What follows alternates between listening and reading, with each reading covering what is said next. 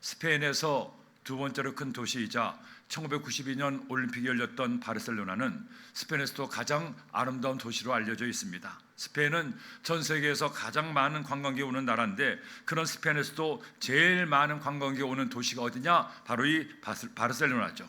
그렇다면 왜 이렇게 많은 사람들이 이 바르셀로나로 가겠습니까? 도대체 그 바르셀로나에 볼 것이 뭐가 있어서 사람들이 가는 거겠습니까?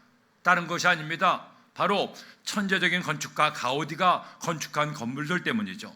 가우디는 스페인 나온 세계적인 건축가입니다. 그는 주로 바르셀로나에서 활동했고, 그래서 그의 건축물들이 바르셀로나 곳곳에 있기 때문에 그 건축물을 보기 위해서 사람들이 수백만 명이 매년 이 도시를 찾아오는 거죠. 그 중에서 가장 유명한 건축물이 뭐냐? 지금도 짓고 있는 사그라다 파밀리아, 즉 파밀리아 성당입니다. 제가 스페인에 갔다가 그 성당을 봤는데 그야말로 입이 딱 벌어졌습니다. 세상에 건물을 저렇게 만들 수가 있구나 하는 생각 때문이었죠. 그 건물보다 더 높은 건물도 있었습니다. 하지만 더 높고 더 큰 것이 문제가 아니었습니다. 그 건물 자체가 주는 그 아름다움과 신성함이 제 마음을 감동시켰습니다. 제 짧은 지식으로는 그 건물을 어떻게 설명할 수가 없었죠. 하지만 분명한 것은 그런 건물은 세상에 딱 하나밖에 없다는 겁니다. 그래서 지금도 전 세계 관광객들이 이 성당 하나를 보기 위해서 바르셀로나에 오고 있는 것이죠.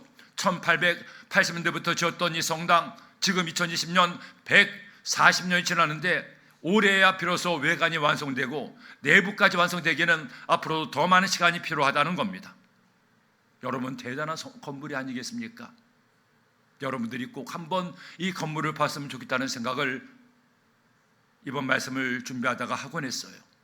그런데 지금부터 약 3,000년 전 예루살렘에도 이와 같은 멋진 건물이 있었습니다. 더구나 그 건물은 당시 사회에서는 찾아볼 수 없는 건물이었습니다. 자재 역시 가장 우선은 레바논의 백항목으로 지었습니다. 당시 최고의 건축 실력을 가진 두루의 장인들이 이 건물을 지었습니다. 그 안에 모든 장식은 놀랍게도 금으로 장식되어 있었고, 무려 7년 동안 이 건물을 짓기에 나라의 모든 힘을 다 쏟았습니다. 어떤 건물입니까? 바로 예루살렘 성전입니다. 다윗의 아들 솔로몬이 왕이 된 다음 자신의 모든 것을 다 바쳐 지은 이 예루살렘 성전이야말로 그 당시 최고의 건축물이었습니다. 오늘 말씀은 그렇게 예루살렘 성전을 봉헌한 솔로몬이 하나님께 성전을 올려드렸을 때 하나님께서 그에게 주셨던 말씀이죠. 하나님은 자신의 최선을 다해서 성전을 만든 솔로몬과 이스라엘 백성들을 너무나 기뻐하셨습니다. 그래서 오늘 말씀을 통해 왕과 백성들을 이처럼 축복하셨죠. 헌데 여러분, 여기 참으로 귀한 말씀이 있습니다. 오늘 하나님이 이처럼 말씀하셨죠. 16절 말씀 보니 이는 내가 이미 성전을 택하고 거룩하게 하여 내 이름을 여기에 영원히 있게 하였습니다. 내 눈과 내 마음이 항상 여기에 있으리라. 하나님께서 그 성전을 거룩하게 하셔서 하나님의 마음이 언제나 그 성전에 있겠다는 겁니다. 그 성전에서 기도하는 기도에 귀를 기울이고 그들의 기도를 응답하사 가장 좋은 것을 도와여 준다는 거예요. 여러분, 얼마나 놀랍고 아름다운 말씀입니까? 얼마나 복된 말씀인가요? 우리가 하나님의 전에 모여 하나님을 예배하고 기도할 때 하나님은 그런 교회와 성도의 삶 속에 은혜와 축복을 도와여 준다는 겁니다.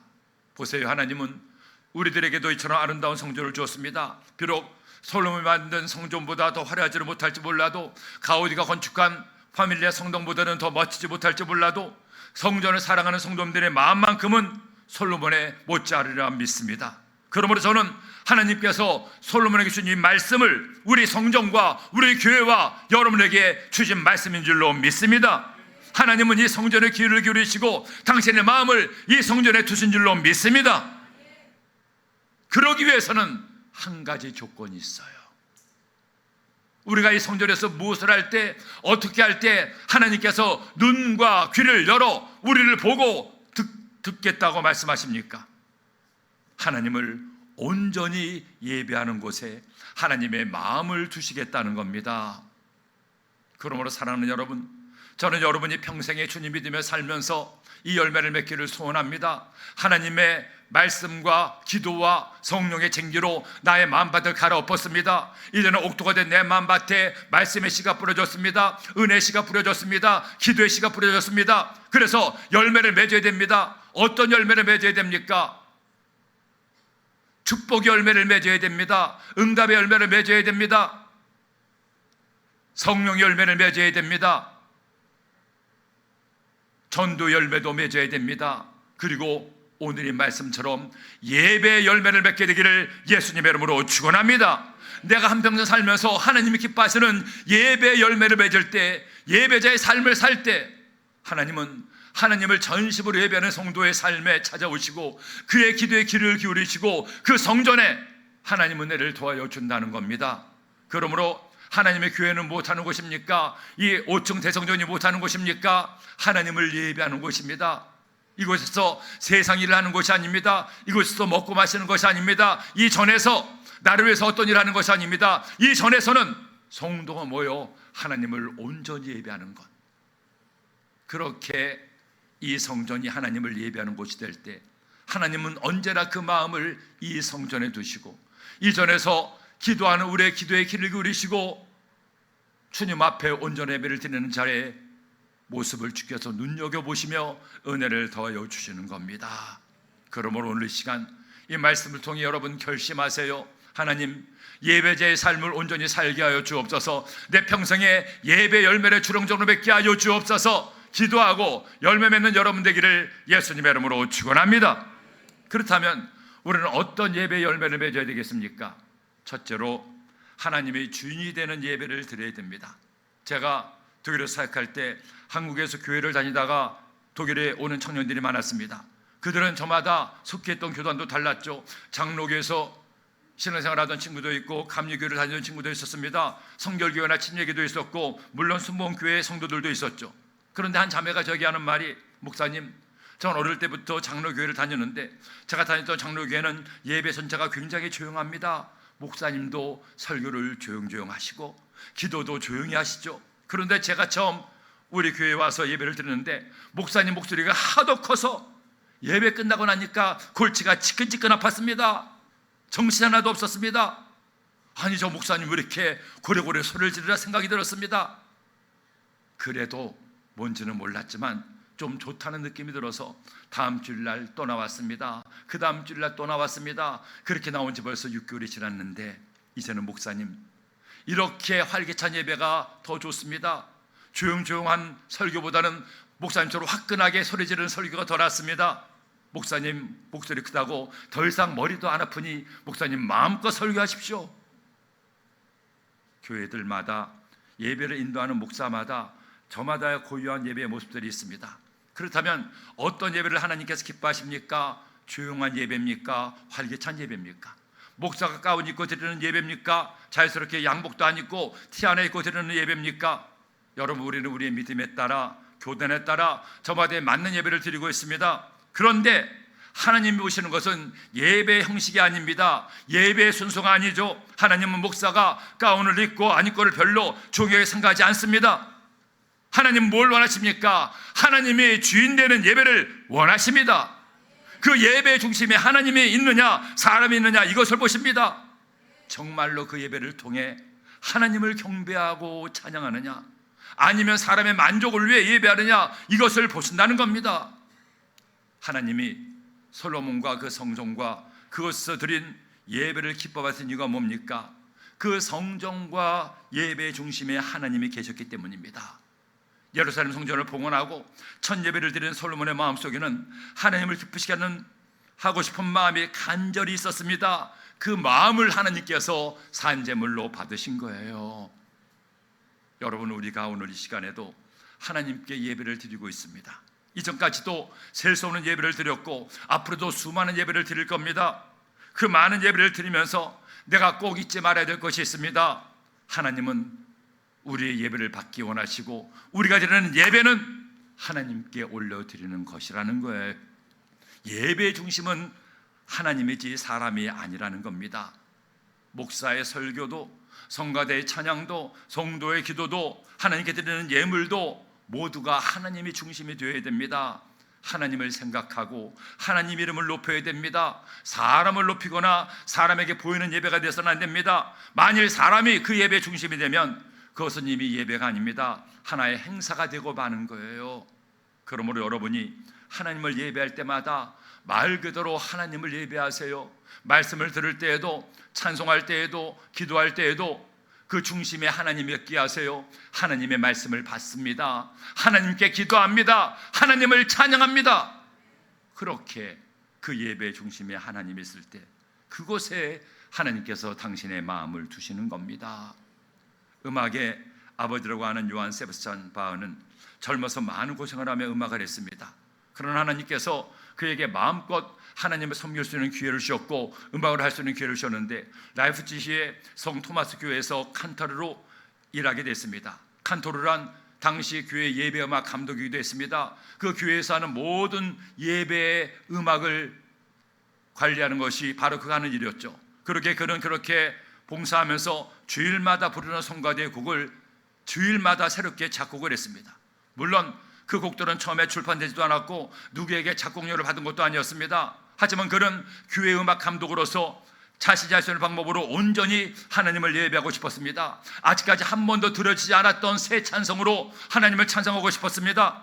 그러기에 작곡가의 사명감과 하나님께 최선을 다한 음악으로 예배를 드리고 싶다는 마음으로 매 주일마다 힘들고 어렵게 곡을 만든 거예요.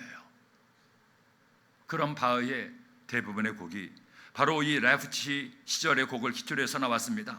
265개의 파이프 오르간 곡도 그 교회에서 연주했던 파이프 오르간 곡입니다. 263개의 합창곡도 마찬가지입니다. 356개의 오르간 곡, 162개의 피아노 곡, 이런 곡들이 갑자기 떠오른 곡이 아니라 예배 주일마다 드리는 예배에서 그가 하나님께 올려드리기 위해서 만들었던 곡이었다는 거예요. 그는 작곡이 끝나면 오선지 제일 뒷장에 INDNJC라고 적었습니다. 이것이 어떤 뜻인지 아십니까? 라틴어로 In nomine Domini nostri 예수 그리스도의 약자인데 그 뜻은 우리 주 예수 그리스도의 이름으로는 뜻입니다. 모든 곡에 이 약자를 적어 놓았어요. 우리 주 예수 그리스도의 이름으로 이 곡을 만들어 주님께 올려드립니다. 그는 사람에게 보이기 위해 작곡하지 않았습니다. 사람들에게 칭찬받기 위해서 곡을 쓴 것도 아닙니다. 하나님을 온전하게 예배하고 싶어 하나님께 자신이 할 수 있는 최선을 다해 작곡하고 그 곡으로 하나님을 예배했습니다. 하나님은 그런 바흐를 음악의 아버지로 여길 만큼 오늘날까지도 많은 사람들의 존경을 받고 그의 작품은 수백 년 지난 지금도 세계 곳곳에서 훌륭한 연주로 사람들의 마음을 감동시킵니다. 여러분, 예배는 우리의 믿음 생활에서 가장 중요합니다. 예배에 성공하지 못하면 믿음도 잘할 수 없습니다. 예배를 통해 하나님을 만나지 못하면 그 어디서도 하나님을 만날 수 없습니다. 나의 정성을 다해 최선을 다해 하나님 앞에 성실하게 예배하는 자만이 주님을 만날 수 있고 주님의 은혜를 경험할 수 있고 주님과 하나 되는 삶을 살 수가 있습니다. 바른 믿음을 가지는 사람은 바른 예배를 드리는 사람입니다. 그러므로 여러분의 예배에 하나님이 있게 하세요. 집에서 가정 예배를 드리든 교회에 나와 새벽 예배를 드리든 금요 예배를 드리든 수요 예배를 드리든 주일 예배를 드리든 어린이 예배를 드리든 중고 청년부 예배를 드리든 그 모든 예배를 하나님이 보시고 있음을 잊지 마세요. 주님께 예배할 때마다 이렇게 고백하며 예배하세요. 주님, 이 시간 제가 드리는 예배의 주인은 하나님이십니다. 하나님 홀로 영광 받으시고 제 예배를 받아 주옵소서. 바로 그 예배의 자리에 여러분과 함께 주님이 계실 겁니다. 둘째로 우리는 최선을 다하는 예배를 드려야 됩니다. 예수님 당시에도 하나님의 성전이 있었습니다. 물론 그 성전은 솔로몬이 세운 성전은 아니었죠. 솔로몬이 세웠던 그 아름다운 성전은 바벨론에 의해 무너지고 말았습니다. 또 수르바벨 성전도 있었지만 그 성전 역시 헬라에 의해 더럽혀지고 파괴됐습니다. 그래서 세 번째로 세워진 성전이 예수님 당시의 성전 헤롯 성전이었습니다. 그런데 이 성전 역시 AD 72전에 로마 제국에 의해 파괴되었습니다. 그 이후 2000년이 지난 오늘날까지 예루살렘에는 하나님을 예배하고 제사하는 성전이 없습니다. 옛날 성전이 있던 자리에는 황금빛으로 빛나는 이슬람 사원이 있을 뿐이죠. 자, 그렇다면 여러분, 오늘날 하나님이 거하실 성전은 어디에 있습니까? 우리는 어디에서 하나님을 예배해야 됩니까? 예수님은 이처럼 말씀했습니다. 요한복음 4장 21절에 예수께서 이르시되 여자여 내 말을 믿으라. 이 산에서도 말고 예루살렘에서도 말고 너희가 아버지께 예배할 때가 이르리라. 그리고 말씀하죠. 23절에 아버지께 참되게 예배하는 자들은 영과 진리로 예배할 때가 오나니 곧 이때라. 아버지께서는 자기에게 이렇게 예배하는 자들을 찾으시느니라. 하나님은 영이시니 예배하는 자가 영과 진리로 예배할지니라. 예배하는 자가 영과 진리로 예배할지니라. 예수님은 이스라엘 사람들이 그렇게 자랑하던 성전이 무너질 것을 알았습니다. 그리고 다시는 예전처럼 예루살렘전에서 예배드릴 수 없음을 아셨습니다. 그러기에 주님은 새로운 예배에 대해 말씀하는 거예요. 너희는 예루살렘에서만 예배를 드리는 것이 아니다. 너희들 앞으로 어디서든 나에게 예배할 수 있다. 너희가 이런 예배를 드리면 하나님께서 그 예배를 받으신다. 산에서 예배하든 바다에서 예배하든 들에서 예배하든 이달에서 예배하든 저날에서 예배하든 예배하는 자는 영과 진리로 예배할지니라. 그것이 너희의 성전이 되겠노라. 사랑하는 여러분, 그 성전이 거룩한 성전이 되기 위해서는, 하나님의 마음에 항상 거하시는 전이 되기 위해서는 이런 예배를 드려야 됩니다. 영과 진리로 예배를 드려야 됩니다. 다시 말해 나의 최선을 다한 예배를 드려야 됩니다. 그 예배를 드리는 성전에 하나님이 찾아오시고 그렇게 예배하는 성도가 하나님을 만나게 되는 겁니다. 믿으시면 아멘 합시다. 미국 시카고에 있는 윌로크리 커뮤니티는 미국에서 가장 큰 교회 중에 하나입니다. 그런데 이 교회가 유명해진 것은, 또 성도들이 많은 것은 예배를 통해 세상에 알려지고 오늘날 세계교회에 엄청난 영향을 발휘하고 있기 때문입니다. 이 교회가 처음 시도한 예배가 있는데 구도자 예배라는 것이 있습니다.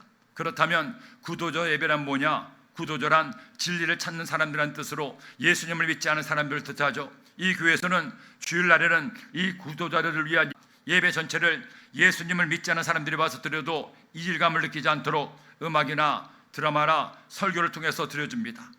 또 일반 성도들은 그들이 예배를 통해 하나님을 만날 수 있도록 최대한 봉사하고 헌신했죠.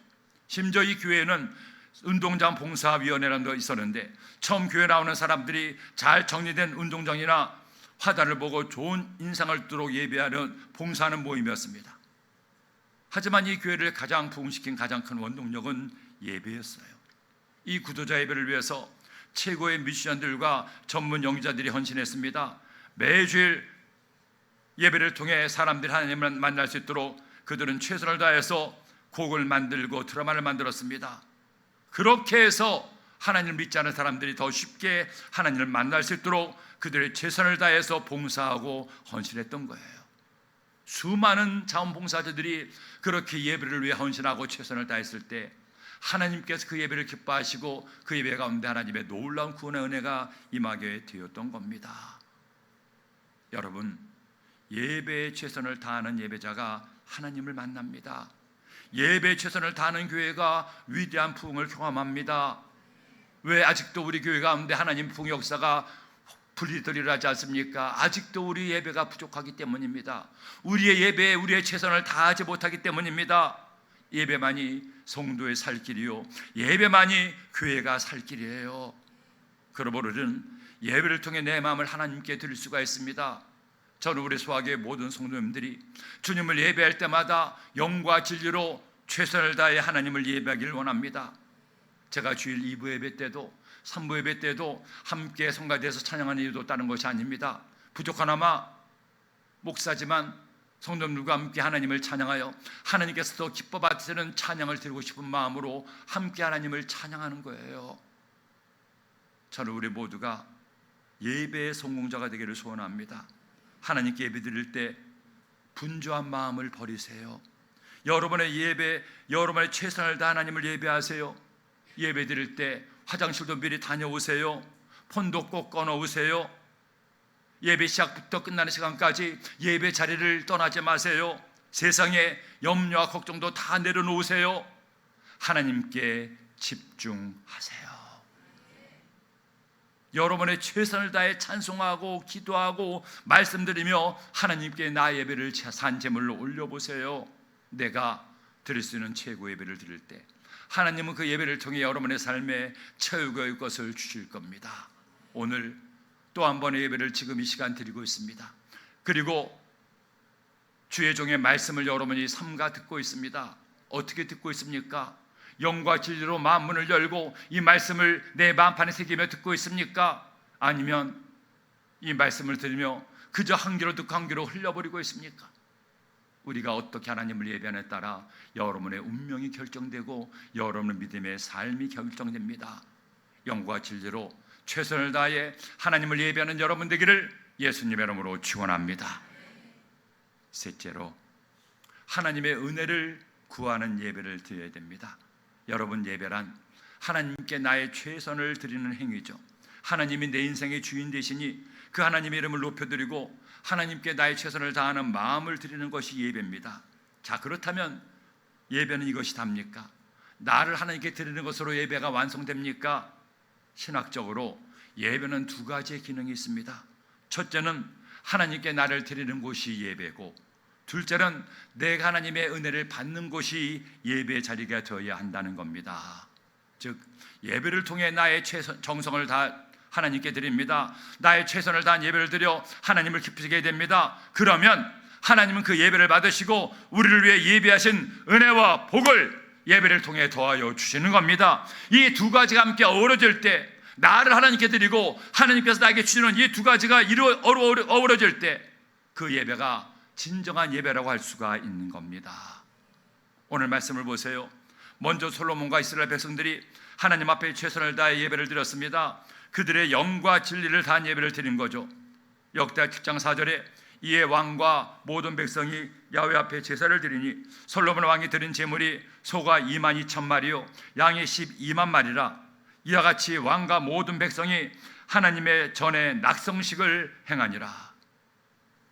하나님께 제사를 올려드리는데, 첫 제사를 그 성전에서 드리는데 왕이 드린 제물이 소가 22,000마리고 양이 12만 마리입니다. 구약시대에는 아직 예수님께서 오시지 않았기 때문에 그들의 죄를 사할 제물을 하나님께 드려야 됩니다. 근데 보세요, 양이 22,000마리, 소가 22,000마리, 양이 12만 마리. 저는 처음에 말씀을 보면서 감이 안 왔습니다. 소가 22,000마리고 양이 12만 마리라고 하는데 얼마나 되는지 선뜻 느껴지지 않았어요. 그런 적을, 이 많은 소와 양을 본 적이 없으니까. 그래서 한번 돈으로 계산해 봤습니다.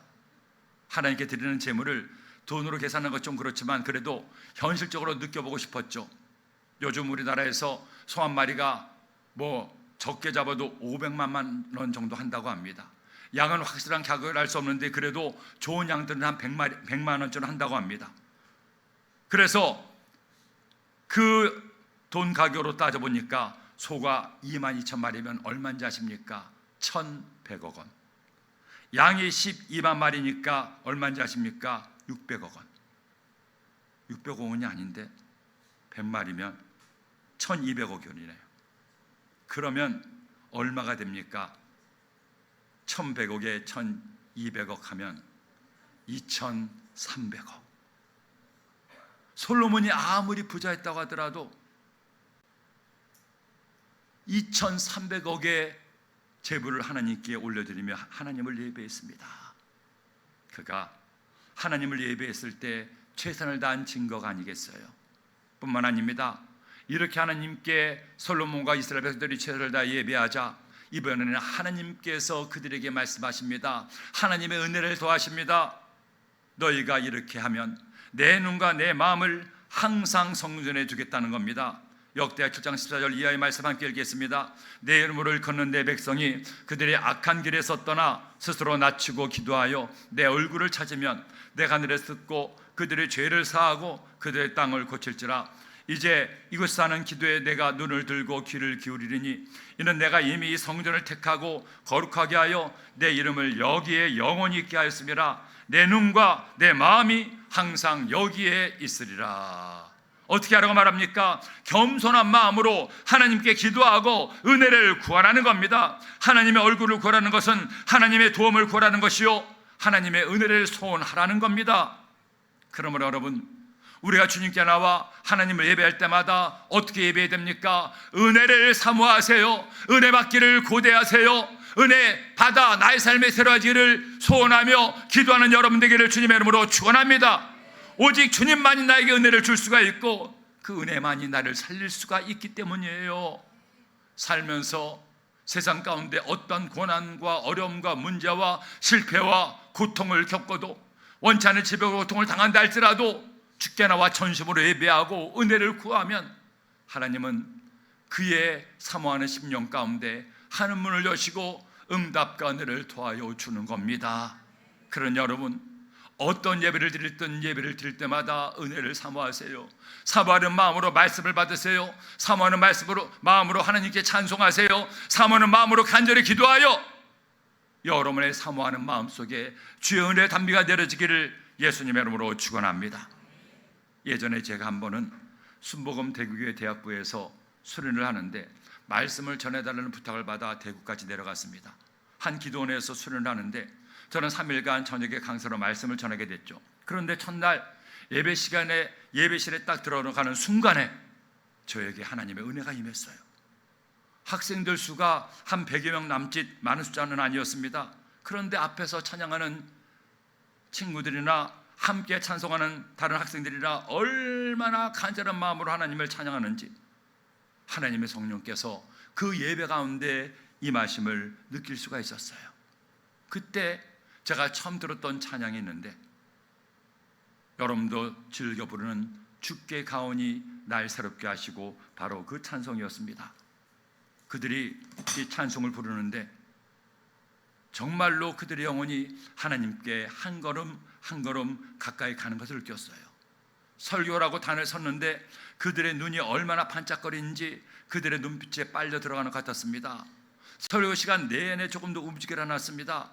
저는 그렇게 전 성도가, 예배하는 성도가 같은 마음으로 은혜를 사모하는 것을 그때 처음 보았습니다. 그때 그들을 불렀던 찬송, 그 찬송을 한번 불러볼까요?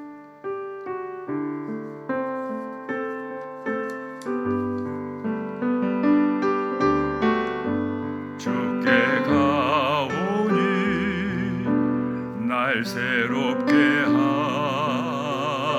하시고 주의 은혜를 부어주소서.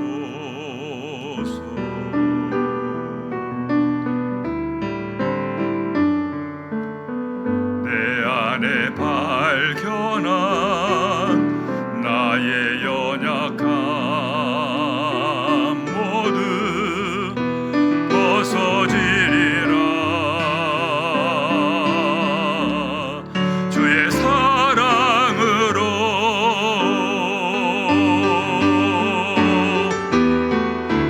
주 사랑 나를 붙드시고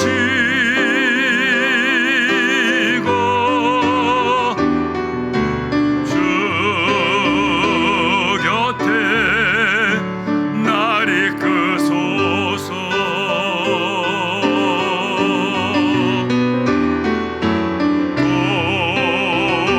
독수리 날개쳐 올라가듯 나 주님과 함께 일어나 걸으리. 주의 사랑 안에 말씀을 전하고 그들과 함께 이 찬양을 부르고 하나님께 기도하기 시작하는데 하나님의 성령께서 그 밤에 강력하게 역사했습니다. 기도를 하고 또 해도 기도가 끊어지지 않아서 10분, 20분, 30분, 1시간이 넘게 기도하고 주의 은혜가 충만하게 임했던 것을 그들이 체험하며 하나님께 영광을 돌렸던 예배였습니다. 예배가 끝난 다음에 담당 목사님과 말씀을 나누는데 그 목사님 말씀을 듣고 나서야 성령께서 그렇게 역사하신 이유를 알았습니다. 그분이 하는 말이, 목사님, 저는 이번 수련회 우리 대학부의 모든 것을 걸었습니다. 목사님을 서울에서 일부러 모신 것도 이번에 정말로 우리 학생들이 새로워지고 싶어서였습니다. 이번 수련을 위해서 저는 6개월 전부터 릴레이 금식을 했습니다. 수련회가 있기 한 달 전부터 매일 저녁마다 수련회를 위한 기도를 했습니다. 찬양팀은 찬양팀대로 많은 어려움이 있었지만 그들이 최선을 다해 예배를 준비했습니다. 이번에는 다른 순서는 일치하지 않고 예배와 말씀과 기도에 집중하도록 프로그램을 준비했습니다. 저는 지난 6개월 동안 이번 수련회에서 은혜를 받으려고 정말 최선을 다했습니다. 어떻게 그들 가운데 하나님의 은혜가 임했습니까? 그들이 예배를 드리며 주의 은혜를 간절히 사모했기 때문이에요. 지난 세월 저는 오랫동안 예수님을 믿었습니다. 많은 예배를 드렸죠. 평신도로서 목사로서 여기 계신 여러분 가운데 가장 많은 예배를 드린 사람 중에 한 명이 바로 저 아니겠습니까? 그런 저의 삶의 체험을 통해 분명히 깨달은 것이 있습니다. 아름다운 예배의 열매를 맺는 사람은 그의 삶에서 하나님의 복을 받습니다. 하나님 받으시는 참 예배를 드리는 예배자가 하나님을 감동시키고 하나님의 은혜를 얻게 됩니다. 그러므로 사랑하는 여러분, 다니엘 기도를 끝내며 하나님 받으시는 예배의 열매를 맺기로 결심합시다. 하나님의 주인 되는 예배, 나의 최선을 다해 드리는 예배, 주의 은혜를 간절히 사모하는 예배, 그런 예배를 드려 여러분의 삶에 하나님의 놀라운 응답과 축복의 열매가 맺어지기를 예수님의 이름으로 축원합니다. 축원합니다.